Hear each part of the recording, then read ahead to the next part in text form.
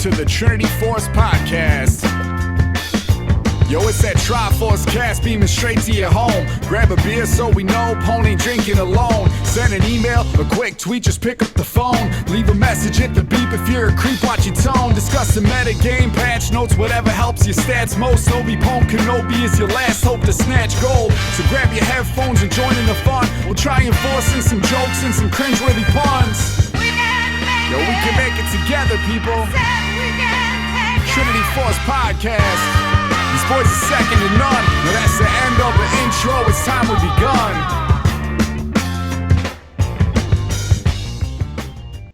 Hey guys, welcome to the Trinity Force Network. My name is Adam Ponophobia Cogswell, joined by Cereal Box, Chira, Jaden, and D. Sharoni. What's up, guys? Wait, hey. T-Force Network?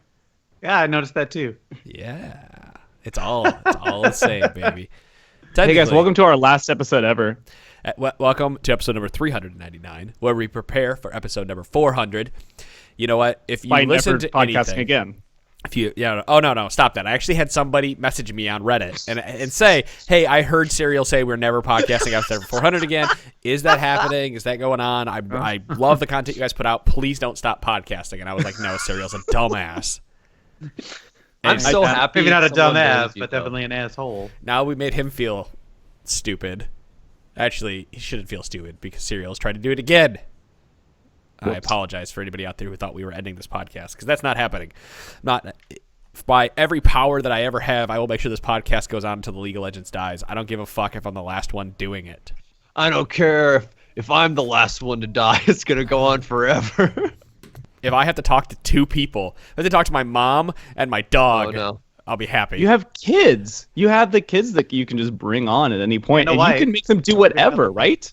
It's just like, hey, guys, tell me how smart I am after each of my points, and we will be great. Nah, they give me shit the entire time because they're kids.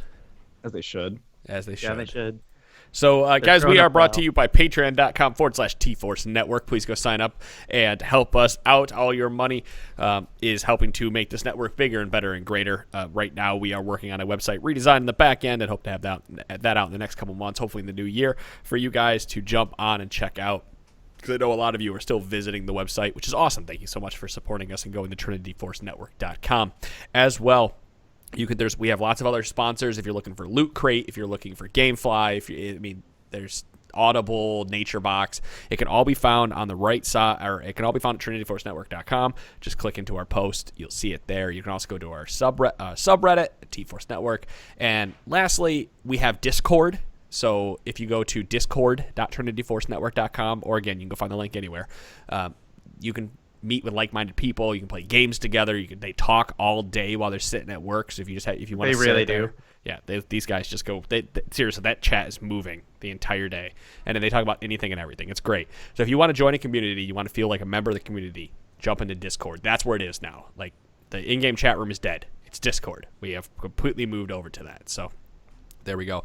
Tonight on the podcast, we have a lot of stuff to talk about. Again, more preseason discussion. I'm probably sure you guys are as sick of it as I am at this point because it feels like it's nonstop, but it's a lot of fun to talk about at the same time. So, and this time around, it's really like it's meaningful stuff. It's no longer us guessing about reworks and that type of stuff. We've had a chance to play on the patch and get our hands involved with some of this, and also read the theory crafting and stuff going around. So it's a lot more meaningful, at least in my eyes.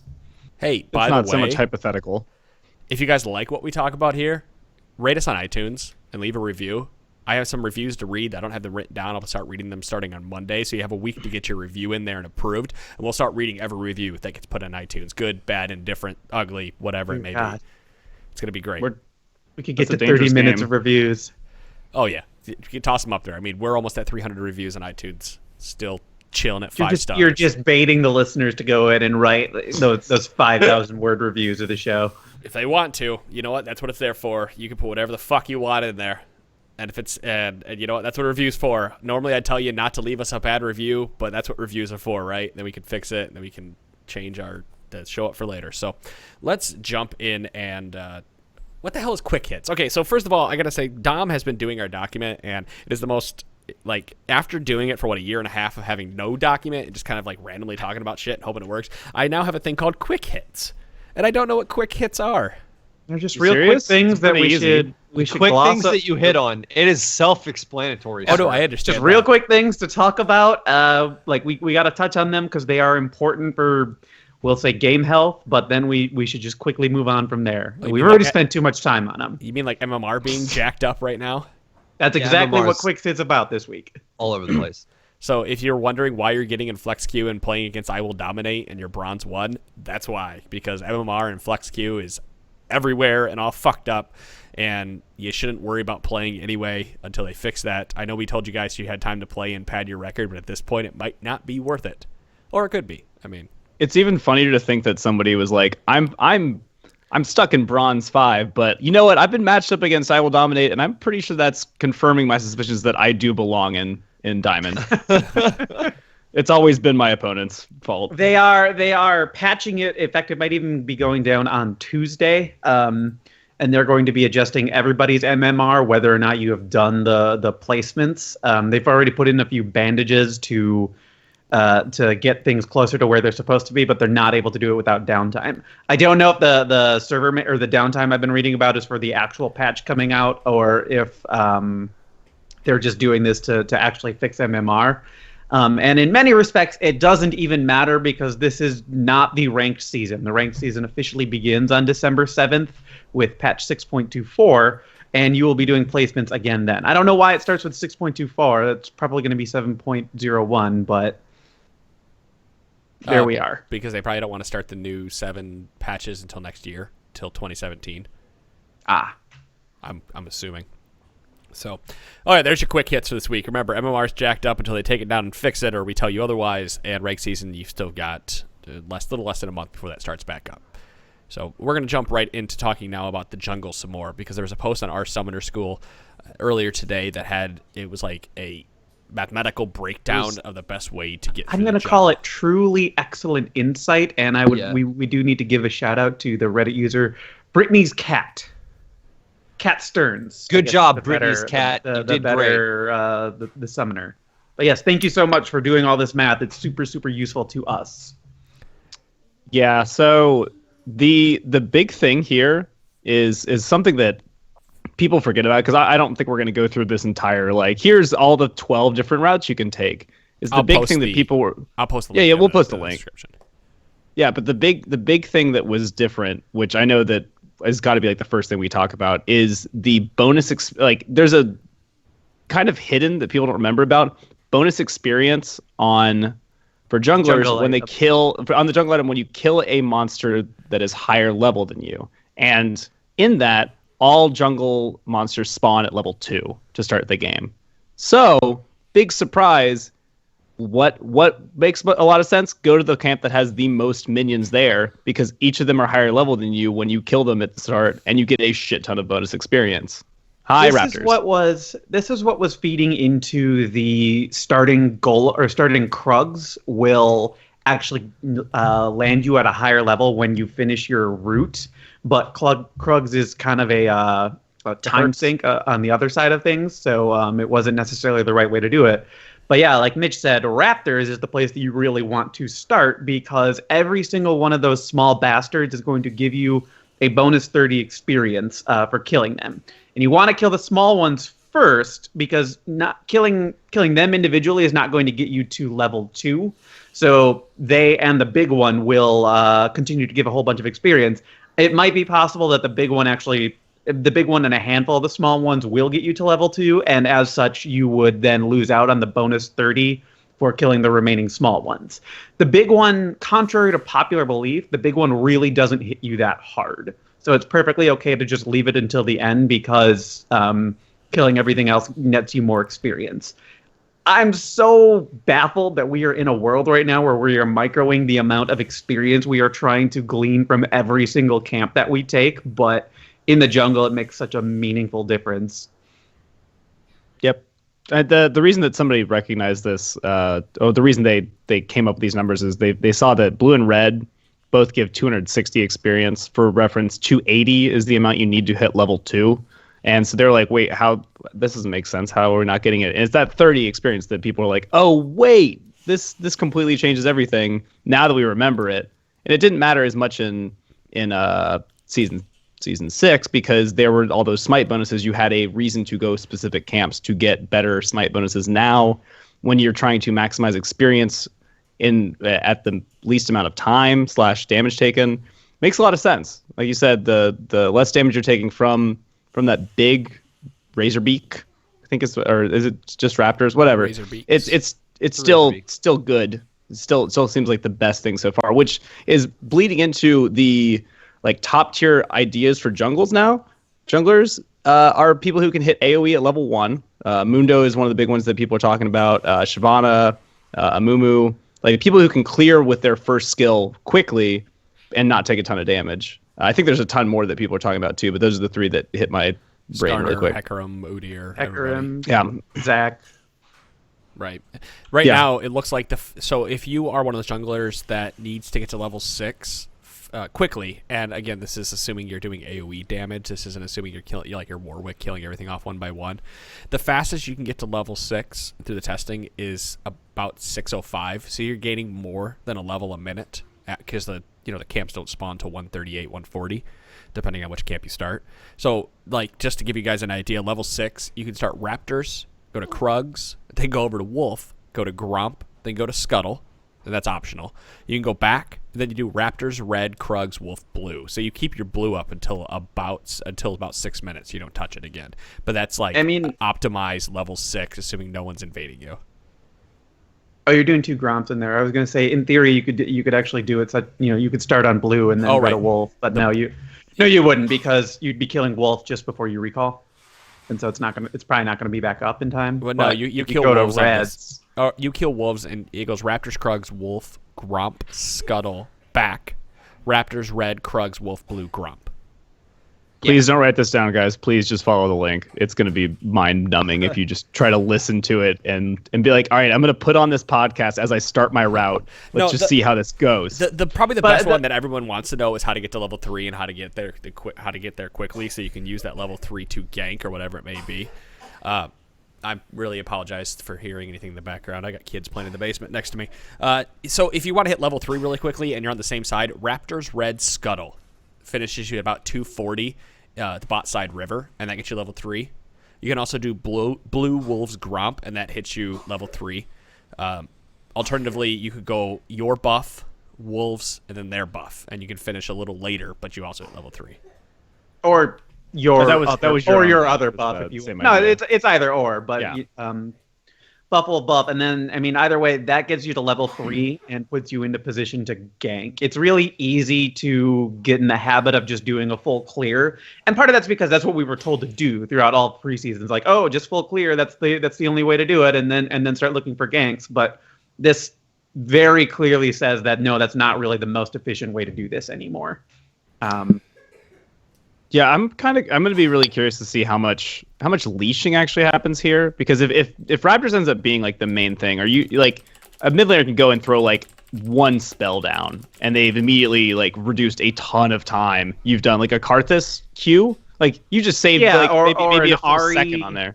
Q. Yeah. You save so much time just from throwing that AoE from a mid laner. We're saying leashing. A mid laner coming over to help on Raptors. I heard that, but okay, yes, Raptors. I was going to say, I thought you guys were talking about blue for a second. I know, sorry, I just walked away. I didn't realize that sounds weird. No, but I'm just saying, like, you could. It's so easy. Like, you could just throw one spell and suddenly you've saved your jungler like 3 seconds on something that's already going to make him level way quicker. And you don't even have to be away from your lane at all to do that. It's not like you're at risk of mistiming anything and then you're going to be back and be down a CS or something or out of position. Like you're literally going to be just helping out and be exactly where you need to be. I wonder if that's if the predictable jungle routes that will eventually come like this will end up turning into will people try to counter level 1s? Like if everyone's starting the same place, you obviously didn't do it in season 6. Everyone was like hanging out at Krugs or Gromp, whatever bot side was, and then just kind of being nice about it while people stood along river to make sure no one invaded. But like if it's something very specific, like old Amumu has to start blue, we can pretty easily guess where he's going to be. If everyone's starting Raptors, I wonder if it's going to be any counter jungling more so than season 6, or if it's just going to be like hey friendly, let's just go do our own stuff for a little bit. I think you're going to see You should see, I don't think you're going to, but you should see a lot of those really aggressive invading type wards thrown down. You guys have all played with me at varying points, and you know I love to run up to river and throw a ward right in that brush to the right of mid lane if you're on blue side. I will probably, when I'm playing support, run to the other side and throw it right next to the Raptor camp, just so we can get some kind of vision on what's going on. There's the jungler starting there. Then you know the path, like you know the route at that point on. The math sheet that we've been talking about lists, all the alternatives for rushing level 3 and rushing level 4, the ways that you want to go about doing it. So I don't know that it's a certainty that Raptors will be the preferred start for absolutely every jungler ever, but getting that early bit of information is going to be important for your team. Yep. Sorry. Any input from like the old junglers here, guys? Like, I mean, we're talking the 2 support players, and apparently I'm no longer a support player, but Well, Dom's that's okay. a jungler now. He's probably played more jungle this season than I have. That's probably true. all couple days of it. I played like 8 games of it now. Yeah, I'm I real played 3. good. I'm real good at jungling.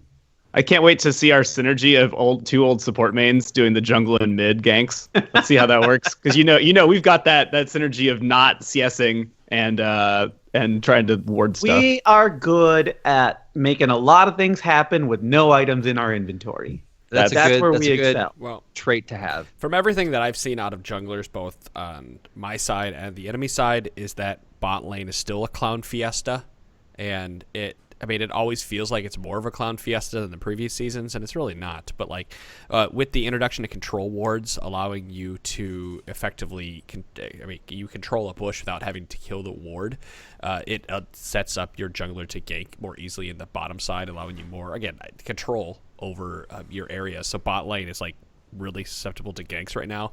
Plus, getting those ADCs a little bit more gold earlier seems to be going a long ways. I know there was a post a while ago. I saw a post. I've seen people, not just on Reddit, I've seen people like, oh, ADC sucks now, this and that. And that's totally not true. It's just your ADCs might need a little bit more love now, because they need to be able to kill those assassins and be able to kill those big, tanky champions that are coming at them. So at any point in time, getting those carries, whether it be a top laner that is a hard carry or a bottom laner that's a hard carry, whatever, getting those carries to gold now is more important than ever because of the meta that we're walking into.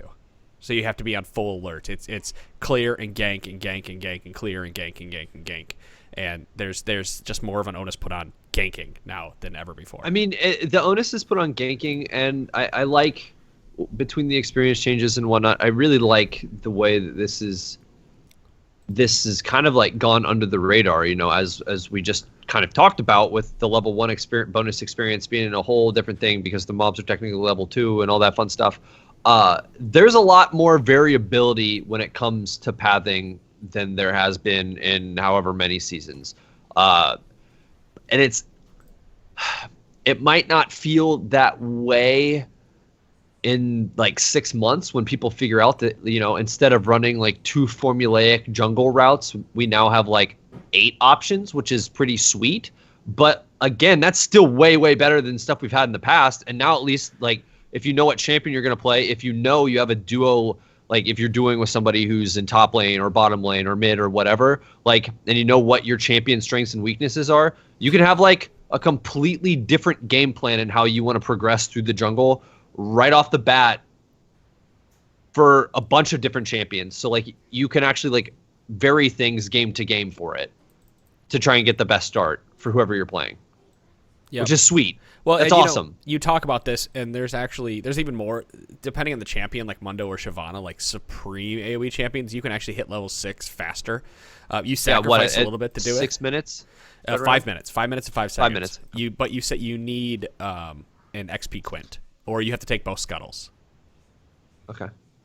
So without an XP quint, if you take both scuttles and you do Raptors, Wolves, Gromp, Scuttle, back, Krugs, Red, Scuttle, you 530-ish, you're hitting level 6 on Mundo, and you're using Smite for HP purposes, and that's actually why. So they tell you to start Krugs, right, because of level thing, but it's also because you're using Smite to gain HP back, and you need that Smite to be able to take out. You need Smite to be able to get your health back, because Raptors is really hard. It's harder to take without Smite. It depends on the champion. I hopped into a custom game real quick earlier today, and I cleared the Raptors with Vi. Just took one rank in E, no problem. Was perfectly healthy. Like I didn't need to smite that thing at all. I was able to save it for rep buff. So it really depends on the champion. Like Mundo might need it because he drains his own damn health. But they're like Shyvana, I doubt is going to need to actually smite anything. Just run a potion and you'll be fine. I actually think it's going to be. I mentioned this before on a Mumu, which is, my old boo.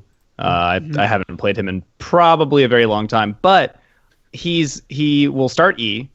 He gets the cooldown. He gets a lot less damage taken from auto attacks, so great against something that has 6 minions hitting you. It also resets the cooldown on it each time he gets hit by a basic attack, so resets that really quick. So I think he's gonna be able to clear those really, really, really quickly and pretty healthily. I haven't messed with it yet because we literally looked at the Summoner School thing today while I was at work, so haven't got time to hash it out. But I think he's going to benefit from it a bunch. I don't know that he will be good for the rest of everything, but that will be a very easy first level that Amumu's can kind of struggle to get going from early game. I think he will benefit from this quite a bit. I laughed because I tried to play a Mumu yesterday, and Adam goes, "Hey Dom, play a Mumu." Okay, sounds good. And then enemy team fucking picked him. That happened like 3 times. Every time I wanted to jungle somebody, the enemy team picked them. Just got to pick it sooner. I should have started picking the champions for you. That's all it comes down to. They first picked a Mumu. Which is, it's kind of funny too, because jungle, like, unless you're playing with a group of people, jungle's really, really hard to get right now because so many people are trying to play it. Everybody's trying to play it. People are also trying to play Katarina, aren't they, Sean? Yes, and then when I ban them, and the guy on my team who's last pick and wants Katarina calls me the scum of League of Legends because I wasn't paying attention and banned somebody who was hovering, even though he's last pick and he's probably not going to get her even if she goes through. But that's cool. I've played a lot of games with you, and to be fair, you are the scum of League of Legends. He is the Chancellor of League of Legends. As true as that may be, I did not deserve that. You deserve everything that you get, Sean. Before we drop off of jungle, if that's where we were headed, I would like to mention that Shyvana, I know I mentioned her earlier. I think she's got some buffs currently on I consider them buffs on the PvE right now, and I think she's going to get real strong at the beginning of this season just because she'll be able to clear really quickly, be able to take if she's against a slow jungler, she can just go wipe out like 75% of the jungle herself in one clear. Not without going back, but before the other jungler can finish a bunch. That might be exaggerating it a little bit, but I mean, why not be hypothetical on this show? Boy, she is not doing well right now, and that's surprising to me. Though I gotta imagine this buff stuff is relatively new info. Or I'm sorry, this clearing route is relatively new info, and she stands to benefit from it a lot more than other champions might. Oh yeah, everybody's still starting buffs though. I see every single person starting. Everybody's been starting buffs. I don't think I take very little stock. Like I know we're going to talk a little bit about assassins and how the rework has gone. I think this is the same idea. People don't know how to jungle this new route yet, or whatever the best route ends up being, and so people are going to suffer for it. Especially when it's somebody who has AoE stuff and people start buffs, you're inherently going to get hurt by that because you're now attacking one target instead. Like you're just losing out on what you thought was still a good route. It's not as much anymore. Was that the next thing though? Was Age of Assassins? No, I think we're going to skip over the assassin stuff for right now, or we're going to talk about them in a different vein because we have talked a lot about assassins and I primarily gave my opinion on them after 7 hours of watching streams. That's all they had been out at that point. And for the most part, what I said last week more than less stands. I have heard that Rengar, like full tank Rengar, is actually OP, and that LeBlanc it depends on the player how good she is.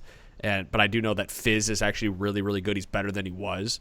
And so is Kha'Zix. I don't know. We talked about him as well. Everybody else. I mean, I don't know. The win rates don't support that claim. I wouldn't put any stock in any of the win rates right now on any of those champions. The play rates on those champions are absurd compared to what they were like previous seasons or previous patches. Because everyone and their brothers can be trying out the new champions. And are going to be bad at them, not just because they're reworked, but because they don't know how to play them. And they're just like, I can try this out. I watched a PBE video. I am great now at this, champ. Nope, What- no, you're not. The only What time did I that would guy put say about this is all? It's bigger than. it's Never mind. gigantic. I would the only time I would put stock into win rates for reworked or brand new champions is if it was like well above 50%. Like they're just obviously anybody can play them. They're so broken. Anything else, just give it time. Like Ivern has jumped up to 53% win rate with the new jungle, which is kind of absurd actually because I still don't understand how he's so high. I have yet to see him. Interesting. Yeah. It could be a small sample thing. 2% pick rate's not high, but it's not like it's the It's not like the lowest. Nautilus we've is seen. less than 1.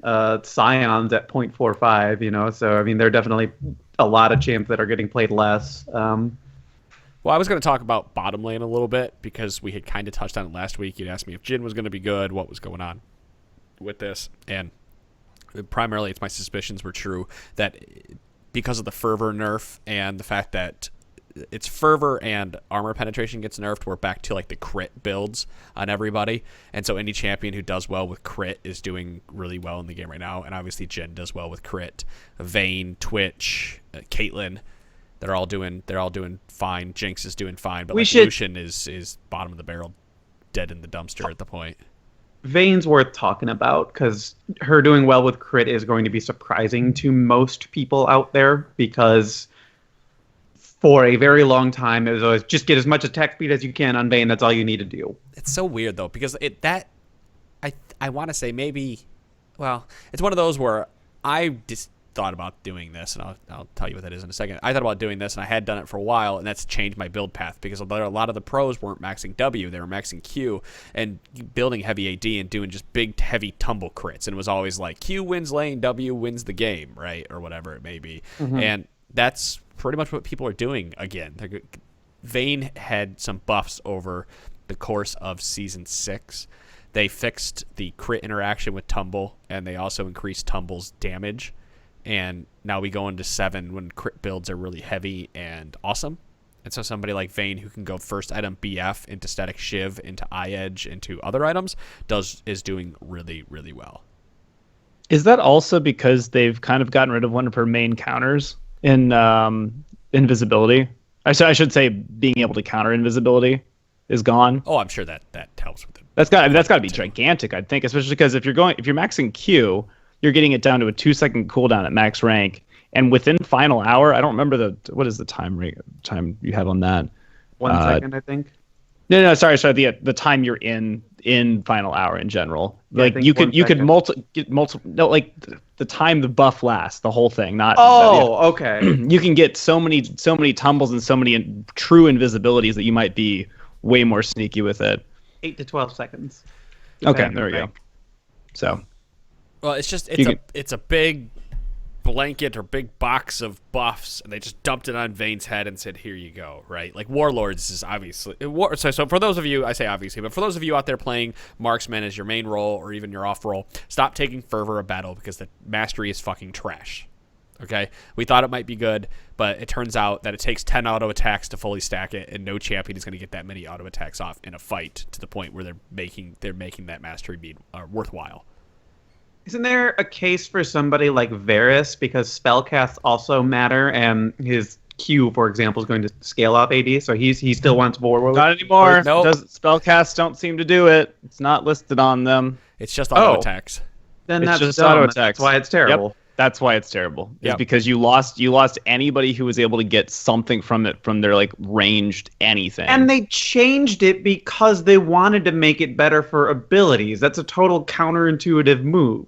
Well, I mean, you would kind of get maybe a bit too much hyperscaling on it because it now does it increases. Then you AD tone the numbers instead down of- if it really comes to that. Yeah, the reason they changed that, if you guys forgot, is it instead of giving stacks that give you bonus damage on auto attacks, they gave you bonus AD, but only limited it to generate on auto attacks. They kind of split flopped how it works, and yeah. Yeah, now it's terrible. Forget it. That's not- not so bad. I missed the part where it didn't work with abilities, and Yeah, so that's I why do a podcast, so that's my bad. That's why it also No, the Ezreal is not. I mean, Ezreal is still strong, but he's not doing as well as others because he can no longer stack it with Qs and Ws and I don't Es. know if we can call Ezreal strong anymore. Like, he gets picked a ton, but when you look at, like, Vayne, Caitlyn, and Jhin in Plat Plus have pick rates higher than 25%, and they are 3 of the top 4 champions. Right. So if you're getting picked that much and you are winning, in some cases well over 50% of your games, like, that's what it takes to be strong. Ezreal gets picked a ton. He's losing more games than he wins, just slightly. But, like, I don't know if I call that strong anymore. Popular, sure, but I don't know if that's strong. I'd like to say that my man Urgot, up to number 5 on AD carry, granted played last in terms of play rate. Like, no one fucking plays him. He's played so infrequently that there isn't a most frequent core build or highest win core build in Champion GG. Because like, there's... It's not surprising that he is doing so well, because he's always been really good against assassins, just because you can't kill him quickly, and he reduces so much damage. I'm not going to mean this against any of the listeners. I guarantee so many people that play League of Legends have no idea what Urgot's abilities do, and it cracks me up so much, because when I go play against somebody and beat them just because of the passive that reduces damage by 15%, like they're just like, how the hell are you winning these level 1 fights? Like, cool, man. Don't worry. Because I auto attacked you. Not the auto attacked you. He reduces or shreds armor. And magic resist. And and no one realizes that so. either. No, just armor. Sorry, just armor. It used to be both. So, excuse me. Hear me out here, okay? I know I posted this in Slack chat the other day, but hear me out. I wish Punch was here. Graves Marksman. I'm telling you guys, I've been on the Graves Marksman train for a long time. That Graves Marksman is making a comeback this season, because they changed him a while ago, so he gets more from crit. I can't remember. You really want this to be a thing? I haven't played it yet. I was just thinking about it I can play it tonight. I was thinking about it the other day. I'm like, okay, so Karma and Alistar are like top number 1 and 2 supports right now. I mean, win rates probably don't show that, but they are. They're like, they're some. At all. Well, Zyra's up there too. Like, still, like the strong supports from last season are still the strong supports right now, regardless of what win rates are showing. And so if you pair him with like an Alistar, somebody with lots of CC, or Leona, somebody that can help him with aid him in his burst. Obviously, he's really good at that. He's really good at the all-ins and bursty, but he's also, 1, tanky like Urgot, and 2, he is, he's tanky and sturdy, and he can withstand any kind of people that are jumping in on him. He has a lot of burst. His problem comes down to he can't take towers very easily. I'm sorry, I'm getting distracted. It's okay. I think the main thing that's important to note is that Graves Urgot would be a fantastic lane. That's what Adam's trying to get to, and it'll hard counter those crit builds that you're seeing. It won't. That's a garbage lane. No, I like Graves hits like a goddamn truck, especially once he gets to start building some crit, because he has the bullets. right. Yeah, I mean, more bullets, but it's like he's got the right number of hard hitting auto attacks mixed in with harder hitting spells. Normally it's either like Caitlyn is basically just all hard-hitting auto attacks, and that's great, and she's doing really well for a reason. There are not a lot of champions that it's sort of like, you know what, if I'm not able to get in range, I can still fall back onto the damage spells that I have. There are not a lot of marksmen that really do it that well. I guess Jhin is kind of another exception there. It's either you're putting all of your emphasis on just getting as many spells up as you can, like Ezreal, Corki to a lesser degree, and that type of thing, or it's all about the fucking auto attacks like Kate, Draven, etc. Adam is still not back, so I know. My thoughts about Graves' AD carry are to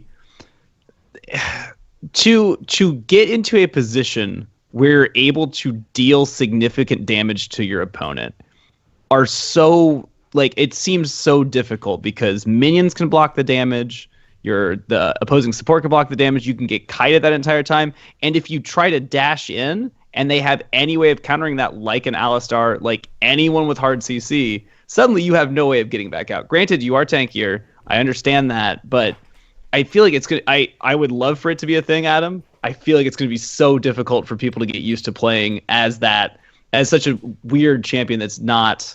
He's going to be a difficult AD carry, but he might end up being pretty good. Maybe. He's only good in certain matchups, though. I think that just ends up being the core problem. Like, I mean, his laning is going to be difficult, and that's probably why he fell out in the first place. But beyond that, Like, he is going to just crush people in the face or wherever else they get hit by bullets because he's spraying them everywhere. Like, it's going to be a goddamn wrecking crew, and I want to see you do this. I can make it happen. Play some Thunderlord's Graves in the bot lane. Come at me. Yep. So, I mean, that's pretty much all I have to say. They have talked about Blade of the Ruin King coming... is slated for some buffs later on down the line because they realize it's underperforming, and there's some other items they're going to be taking a look at. So I'm sure that only took a year. Say that again? It only took them a year to come to the conclusion that Blade of the Ruin King needed some buffs. Well, it may have come down to the thing that they were okay with it not being a powerful item, and they were just going to leave it until they thought they might need to change it again. And it might have just been like armor penetration being so good and strong that they didn't really need to have this percent current health item. So that's fair. It's just going from 6 to 8% is the only change right now. So it's not crazy, but well, it's a big deal for someone like Aatrox. Oh yeah, I mean, I don't know that it helps AD carries too often, maybe situationally, but there are a lot of the bruisers and fighters out there that Sean likes playing who will do nothing but enjoy that extra 2%. Well, like Zed, for example, loves that item. He loved rushing into a Blade of the Ruin King. Because he liked the extra damage done off of Gunblade, not Gunblade. Duskblade? Not Duskblade. Well, Deathmark? Slow, the active. The active. What are you? No, not off of Blade of the Ruin King. The item that builds in the Blade of the Ruin King. I'm fucking blanking on the name right now. Oh, Bilgewater Cutlass? Thank you. Yeah, because he loved rushing the Bilgewater for the extra damage and slow. And then Funny part is all they're doing is reverting it to what it was. 8% was what it was through most of season 5. what else can you do but make it 7%, right? Like split the difference, go. Yeah, 7%. that sort of seems like try 7, see what happens, and then 7.99%. I mean, that's essentially what they did with some of the Shyvana changes. This is really funny because her health went up by 0.4. And I don't mean like her growth; her base health went up by 0.4, which I think is very funny. Well, yeah, but then she gets help with her ult. Do we want to talk about the Like support? 0.4 total health is what I mean. Do we want to talk about the support stuff that they had posted earlier today? Where yes, for the next 4 weeks they are unlocking. I believe it's just about every support, right?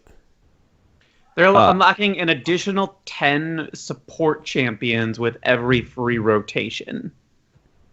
So which additional means like they're gonna have 10 or 20 champions available for free. So normally, if you guys are used to the 10, which as somebody said, like it is, somebody said on Reddit today, the percentage of champions that are free every week has just plummeted because it used to be 10 out of 40 champions. Right. Now it's 10 out of 130, maybe 125. So like just even opening up that to have 20 is kind of a nice precedent that are starting, but they're also trying to encourage people to have more support options, which we were talking about this before the show. I think Dom said I got the list in front of me if you want me to quick run through it. No, well the point you made before the show was people have had all these chances to play support. I think that's not necessarily so fair because when a support champion is available, you could just play that, but now they have, I have to play support. Now I have options this time to be like, I can fit it towards my comp instead of just saying, shit, I got to play support and Leona's the only one that's free. Okay, I guess I'm doing that. I'll give you that. I'll grant you that. Yeah, so what's the list? The supports this week, in the normal free rotation, you have Karma, Soraka, and Vel'Koz. For those of you who support Vel'Koz players. And then the additional free ones are going to be Blitzcrank, Brand, Braum, Janna, Leona, Nami, Sona, Taric, Thresh, and Zyra. Braum is the newest of those champions, so that tells you like it's a group that's been around for a long time, and odds are strong that the majority of the player base already has most of these champions, which is why I'm not convinced this is going to be a particularly effective effort on Riot's part, but I'm also willing to say that any effort is at least something to try and improve the number of support players out there, because it's bad and it's probably only going to get worse once people can pick one role they don't want to play. I would love to see the number of people that are using the free to play champions in normal drafts And how, like, what's the average number of champions a person owns in League of Legends? I'm sure they have that number somewhere, right? And I don't think giving people more options to play is going to make them pick support more often. You're going to have to show that the role is more rewarding than what it is publicly perceived to be for people to want to play it. And unfortunately, I guess I can't say unfortunately. One way to do that is obviously to just gut the role and change how it plays, but that's not the essence of what a support player is. A support player is somebody who you have to enjoy the little things about the game, and and when somebody compliments you, unfortunately, I mean, that means a lot, right? Like, that just happens to be the support role because nobody sees it. It's the healer. Nobody realizes it's happening. But more than anything else, the thing about support is that you need to be capable of doing a lot with very little. Like, you're the way it is right now, you're not going to have a lot of income coming your way, and you're going to hear all types of talk and theory crafting about what happens if you play the high damage support and you get all these kills, and then that's how you snowball a lead and get ahead. And hey, that's great. You're assuming that the lane is just going to go your way because of your pick, and sooner or later that stops happening because you run into opponents who actually know how to deal with a curveball. And that's when things like luck support and Nidalee support really start to fall apart, because they need the items to really improve what they do and how they do it. Whereas Blitzcrank, you can literally build whatever you want on him and he is still good because his kit packs so much power. There are definitely preferred and ideal and better ways to build him, but you can build whatever the hell you want and you are still capable of being an effective contributor to your team because there's so much raw power packed into his kit. And being able to do a lot with a little coming your way is really the defining essence of what it is to support in this game. They is it Meddler, I think, is the one who posted this? Yeah. He mentions a bunch of stuff because they're admitting that support's definitely the least most picked role. Not as many people want to play it, and they're trying to at least address a bunch of different issues, which I like that they're thinking about these and asking the community to say, what do you think we could do for this? What do you think could make it either more interesting or more rewarding, either in technical, getting recognition, or from maybe getting more gold? Who knows? The thing that I posited earlier, which I think would be really cool, but maybe difficult to either put as an actual monetary reward or not, was somehow marking if you saved somebody, which would be in a big team fight, if you throw down a Soraka ult and healed 6 people, and in the entire team fight, the team fight happened, but you have no idea if you saved people, if your contribution was enough to save somebody or wasn't. Obviously, if it wasn't because they're dead. But if there was some way to at least not a different kind of assist, not even something else you track, but even something that pops up on the side that says like a gold border or something, said Soraka saved that person. If she hadn't been there, if those shields from Janna hadn't come out, they would have died. I think that would be I don't know that cool. I don't know that I want more flashing stuff and text in the game, because I kind of find a lot of that distracting. But definitely in the post game, if I could see the number of people who were at critical health and but didn't die as a result to actions that I took, that is information I would definitely want to know. And would make me feel a lot better about the job that I'm doing some days. Yeah, you need the recognition that support players need is in the post-game screen. It's not in the game flashing up Soraka save this person. That just adds clutter to the already hectic team fights and skirmishes. Really, the stuff you're looking for, Serial, is the post-game stats, not just bar graphs and whatnot, but you saved this many people from imminent death. You healed. This was your biggest heal. This was your biggest shield. This how many wards you dropped. This is where your wards are placed. Everything, single stat you could ever think of. If there was a post-game screen for just that support role when they're cutest support, I think that would give a lot of people a better insight to what actually happens with the support and go, oh shit, Alistar stunned. 14. It's kind of it's the Vantage stats, right? The Vantage stats we showed you guys. Having those stats that showed you this was how many effective offensive Alistar Qs you had. This is how many effective defensive Alistar Ws you had in a game. Like that kind of stuff would go such a long way to make players really have a better understanding of how to play the champions and why it's rewarding to play it, that they might continue to they might start playing the role more often. I agree with, I 100% agree. Post game stats definitely there. I'm not talking about something that's like a killing spree across the whole screen. I'm talking about like when they have those side, like the side like block shows up that says like it's blue because like a portrait killed portrait. I'm not saying anything gigantic, but the reason for that is that I agree that at higher elos, people might go in and look at those post game stats and be able to interpret them and say, I'm actually curious how my support did.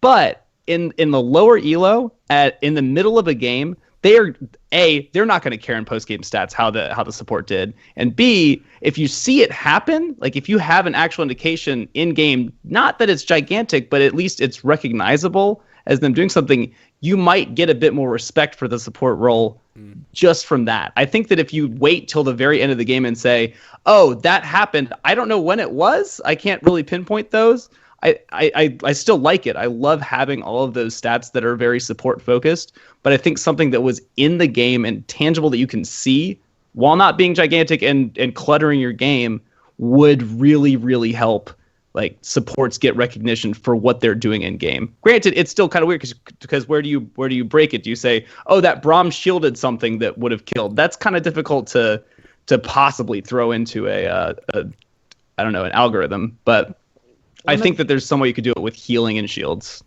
One of the other things they could do is introduce support-like champions to the game who are actually more successful at other roles. Ivern is a good example and a big step in the right direction on that front. And we do have Karma, and Lulu was co-opted from supports, and she was successful until they nerfed her to the ground.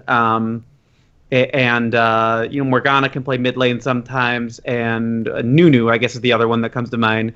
But it's a really finite number of champions who have the support type qualities built into their kit that still succeed in other lanes. Because if nothing else, it would give people a champion that they can fall back on should they end up having to play support, and it could also give them the introduction to the role and being like, hey, no, this is actually what goes on in that role in the bot lane, and you don't have the income coming in the way that you're used to, but that doesn't mean you can't be an effective contributor to your team.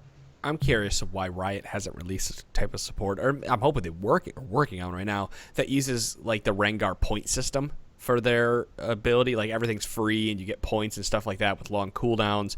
Some other type of system that rewards them for making good plays or making plays. Yeah, I mean, it's dangerous to have mana with resourceless supports. You could just spam. Not really. Not if you balance it out with long cooldowns. Kind of like Rengar has short and long cooldowns. It's how you balance those out is with how long the cooldowns are. And it's totally. They've already shown that like Alistar is a really strong support. His cooldowns are really long, so cooldowns don't necessarily mean shit when it comes to that. But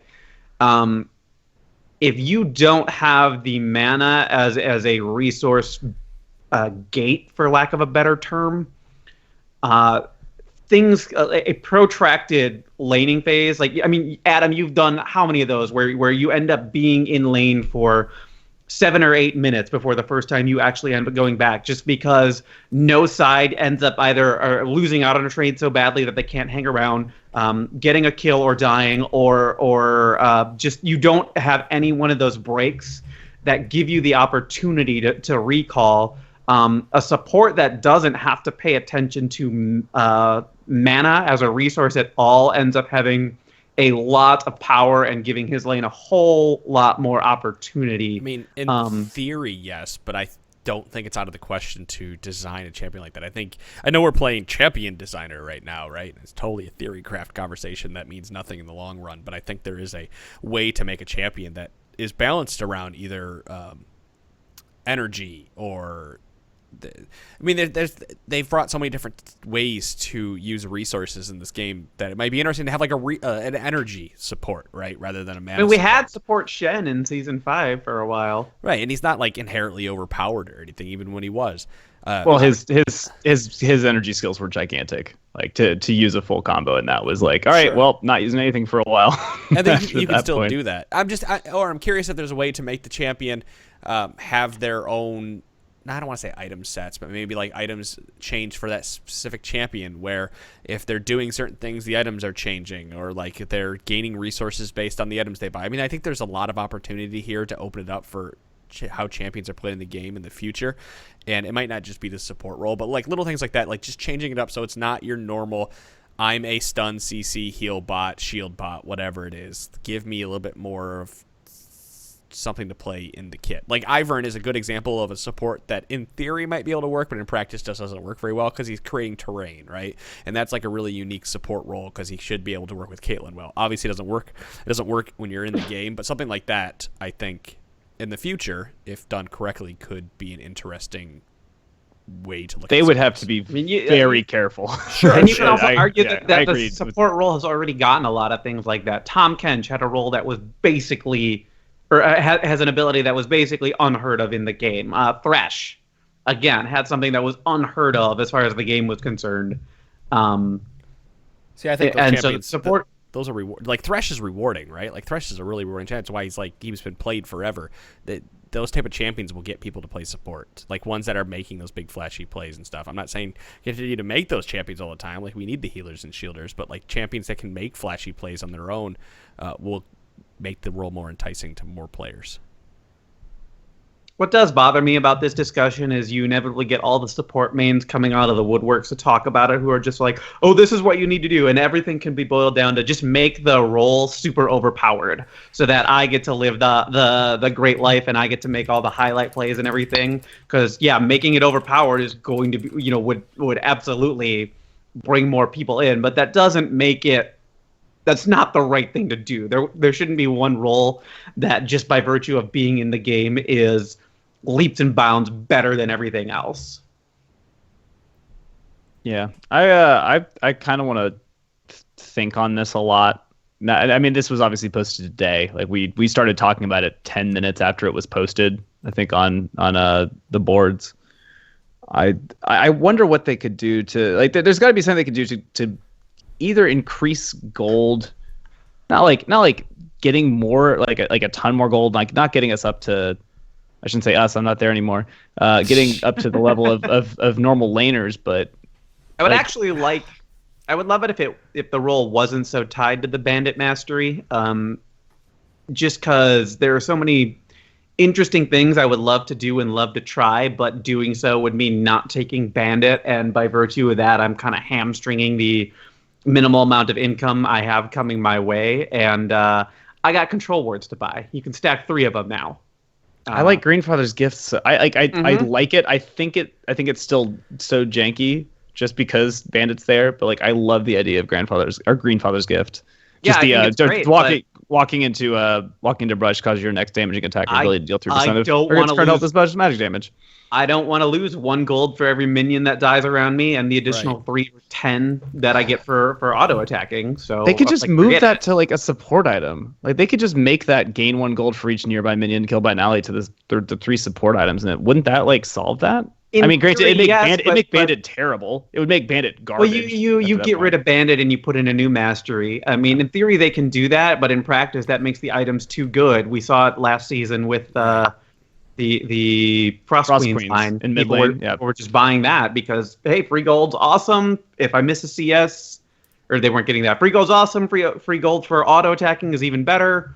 Like it's win-win for me. Yeah, I like it. I like Bandit because I'll take it in the top lane if I know that I'm going to be pushed out a lot. I mean, getting 1 gold, 1 to 2, or what is it, 1 gold a kill or whatever it is that I miss out on is better than getting nothing.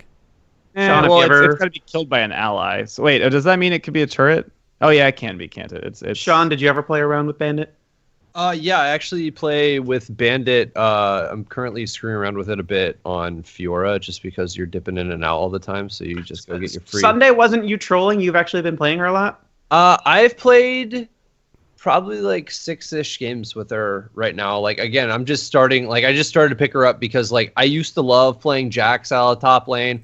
I used to love, like, there was a time that I played a little bit of Riven. I was never that great at her, but, like, I see Fiora as the tankier Riven. So she seems That's an perfect interesting for way to me. look at it, considering that Riven has a shield. Yeah, I mean, like, I'm not Fiora talking has like a block, man. Fiora Yeah. has that motherfucking block. she has the block, which is cool, but it's also like, okay, awesome. Like, you just have a much bigger health pool, so you don't get insta bursted like Riven can be if she doesn't have her shield off, like, you know, before she gets CC'd or whatever. And then if you kill somebody within her ult, it's like, oh, hey, thanks for all the health back for everyone. So, I don't know. There are a couple champions like that can pick up Bandit, and it's fun and it feels rewarding for going in and like tagging somebody and popping out, but Yeah. you have to know what you're doing with it to really make it worth anything. Hey, by Have the you way, you played guys around- forgot about Coin. Coin is the you guys are like, hey, let's put it on an item. Coin has that item passively. Yeah, I mean, and you can bump up the amount coin gets, and you can add that little. I mean, like they have a little bit of gold per 10 on other stuff. So No one buys coin. Yeah, you don't want to start coin because the champions you typically would start it on. Sorry, I know I was You wanna interrupting be- Sean, but we were wanna be I more just, aggressive? just kind of clicked there reading Twitch. John, chat. have you played around with Greenfathers at all? Not yet. I tried it as Caitlyn. Doesn't work very well. Doesn't work as well. As I you bet think it doesn't. would. It works. Sean, better have in, you like, played a around one with lane. coin? No, because I've only been playing top lane. Hey, Sean, have you played Yasuo lately? I have been playing a little bit of Yasuo. Have you tried Fearless, the new Resolve I will mastery? fucking slap you. Hey, Sean, how's that All new of you. keyboard? It's pretty awesome. I really like it. And if you like, I will say is much louder than I'm used to, but that's cool. I like it. I can dig it.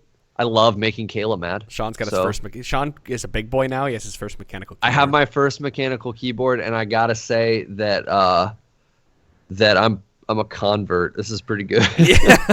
I love how heavy this thing is because like I It can doesn't shove move! a keyboard around. It doesn't move at all, and that's something different for me because I have like dinner plates for hands. I have giant hands. I never thought about that as being being a pro for a mechanical keyboard because I've used them for so long. But you're totally right. Like you can't just push it around. Well, it also has the added benefit that if somebody walks into your house that shouldn't be there, you can bludgeon them to death with your keyboard because it weighs so much. I would love to watch you try to pull the keyboard out of the back of your computer as somebody's walking in. No, it's not hard with this thing. This It thing, isn't. the It has cable's a thing that detached. just pops out right Oh, here, no so you shit. can like easily just pop it Yeah. out, and then you can just beat someone to death with this. Nice. And it comes with a sweet like little bag that you can throw it in and throw the cable in the back and like carry it with you. which- So you can take the murder weapon down to the police station after you're done. Yeah, you can wrap it up so it doesn't get any more contaminated. or no one gonna- more pragmatically, you can take it to work with you and then home if you're that picky about your work keyboard. Is no one going to mention the fact that Adam just said, I would love to see you essentially have to fight off an invader? Oh, no, I would love Is that. I'm not That's surprised really by what that. you want? Is that what you want? No, you even said, I'd love to see you struggle to unplug your keyboard to then fight said invader. I'd pay to surprised by see that. it. I don't want to see Sean die, but I'd love to see it happen. Like if at the maybe end I of the day, everyone See can him shake hands die, and or go have a beer. No. At the end of the I end of would the, want to see him die, but I'd pay to I'd see pay it money happen. for it. No, Oh. I'm going to pay somebody to go into Sean's house and try to attack him, and then Sean's going to bludgeon him with the keyboard, and then we're all going to laugh and have a beer, like in a sitcom. Oh, Guys, yeah. this is the next Patreon stretch reward. Because I'm apparently just going to make up a Let's bunch get of Adam bullshit. to hire somebody to try and break into my apartment so that Andy sets up hidden cameras so we can catch every juicy thing that happens. Will be hard. I'll just give Sean money for food. He'll be like, "Damn, I'm out of here. See ya." Yep. Later. So, all right. You guys need to stick around, though. Like, if you enjoyed this discussion, Wednesday is not going to be this type of discussion. Wednesday's going to be much more fun. I can't say more fun show because I'm sure a lot of people find these shows fun, but it's going to be a very fun show for It's going to be a my much co-hosts. more loose show. Very loose. And my co-hosts, my hosts, whatever you want to call them, have no idea what's coming. I was about And- to say, I just said that, but I have no fucking idea what you have planned. You're so- the host, Adam. We're just we are meager co-hosts. It is going to be amazing. You guys, within the first 30 seconds of me introducing this show, are going to hate me. It is going to be awesome. I can't wait. Are we gonna have guests? Is it just the? You won't find out until 5 of us. you're not going to you find son out. of a bitch. You're not going to find out anything about what's happening Do you until see that the day. smile How- he has on his face right now? How wine drunk should I be? Slap the bag. Like on a scale of 1 to that one time on Slap the the bag. rundown. Slap the bag, Mitch. No, you shouldn't be that drunk. You still need to be Okay. coherent because you have to talk. Wait. You lost me. Wait, I have to talk on this podcast? But by the way, guys, last thing I'll say You have is to be bring coherent. bring pen and paper. All right, guys, that's it. That's episode number Oh, 399 of the Trinity Force podcast, We have guys. computers. No. Yeah. No. Do we have to draw? Wait, Do we have to yeah, draw? we have to draw. Bring pen and paper. That's all I'm gonna say. This might be a red herring. He might be just saying this and then we don't actually use it. Also, bring a bobby pin, a stick of glue, and your Wear a best bathing pair suit? of pants. I don't have. I'm two not of playing those pin the things. tail on my own dick. Right? Through some nice pants. No, that's we're not going there. But that could be happening now. You Yeah, just gave me a really good That's idea. what you'll do when the viewers really start to drop, or the I'll be listeners. very wine drunk then, so I won't feel anything. Episode number 400, guys. We'll see you. Or this is episode 399. Episode 400 will be Wednesday. It's gonna be fun. It's gonna be awesome, guys. We will see you all in a couple days. Peace. Bye. See ya.